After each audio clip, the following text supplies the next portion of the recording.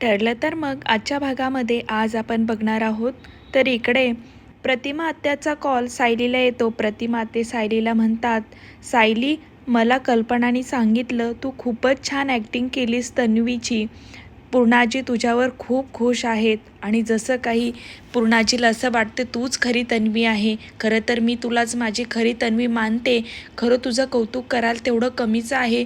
खरंच तू खूपच गोड आणि गुणी मुलगी आहेस. तन्वी जी काही ॲक्टिंग करत असते सायली तन्वीची पूर्णाजीसमोर, ते पाहून सर्वांनाच सायलीचं खूप कौतुक वाटते आणि त्यासाठीच आता प्रतिमाने सुद्धा सायलीला कॉल करून तिचं कौतुक भरभरून केलेले असते. कॉल ठेवून दिल्याच्या नंतर सायली परत एकदा सर्व गोष्टींचा विचार करते. सायली विचार करते, मला वारंवार मी लहान असण्याचे मला आठवण का येते, मी वारंवार भूतकाळात का जाते, माझ्यासमोर ते दृश्य का उभं राहते, असा विचार करत सायली वरतून खाली येते. ती तिच्याच विचारांमध्ये असते. तर सायली ज्या ठिकाणी जाते, तिने पूर्णाजीचा ज्या ठिकाणी झाडाखाली चष्मा लपवून ठेवलेला असतो त्या ठिकाणी सायली येऊन उभा राहते आणि ते दृश्य पाहून सायलीला खूपच भयानक काही काही गोष्टी आठवतात. सायलीला तिचं लहानपणीच्या गोष्टी आठवतात. ती झाडाखाली कशा प्रकारे पूर्णाजीचा लहानपणी चष्मा लपवून ठेवायची, अक्षरशः खोदून ती चष्मा लपवून ठेवायची आणि सायलीसमोर लहानपणीची तन्वीसुद्धा उभा राहते. सायली त्या तन्वीला पाहत असते आणि ती सायली चक्क आता जमिनीमध्ये तो चष्मा ठेवत असते.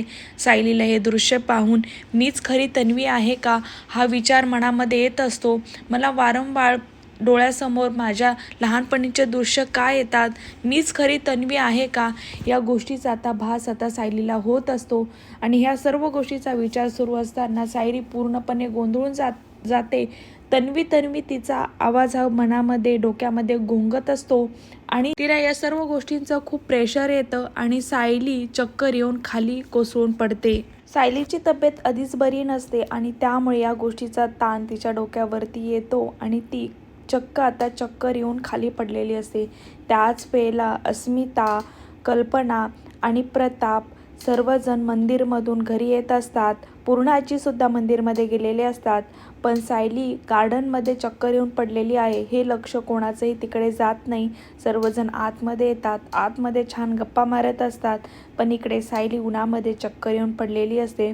तरी त्याच वेळेला अर्जुन, चैतन्य आणि अश्विनसुद्धा कोर्टामधून आलेले असतात. त्यांचंही लक्ष सायलीवरती पडत नाही. बराच वेळ झालं सायली कुठे न दिसल्यामुळे विमल सर्वांना सांगते, सायली वहिनी कुठे दिसत नाहीत.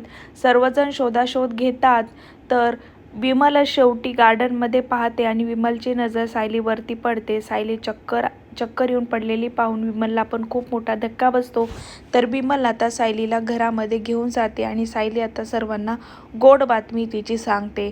आता कशा प्रकारे ही गोड बातमी ऐकल्याच्या नंतर उद्याच्या भागामध्ये अर्जुन कशा प्रकारे खुश होणार, तो बाळाचा कशा प्रकारे स्वीकार करणार, का या गोष्टीचं त्याला दडपण येणार, हे पाहण्यास अतिशय रंजक ठरणार आहे. असं सिरियलचे सर्वात आधी अपडेट पाहण्यासाठी माझ्या चॅनलला सबस्क्राईब करा.